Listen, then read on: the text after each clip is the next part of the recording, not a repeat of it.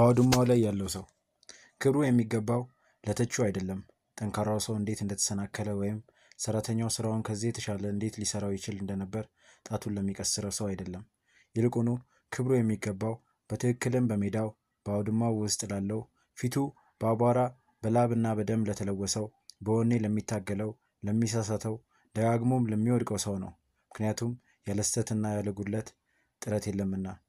ነገር ግን ተግባራትን ለመፈጸም በትክክል ለሚተጋው ታላቅ መነሳሳትንና ታላቅ ታማኝነትን ለሚያውቀው ራሱን ለተከበረ ዓላማ ለሚሰጠው ሰው ነው ክብር የሚገባው። ይህ ሰው ቢሳካለት መጨረሻው የታላቅ ስኬት ድል ነው። ባይሳካለትና ቢወድቅ እንኳ ቢያንስ ትልቅ ድፍረትን አሳይቶ የወደቀ ነው።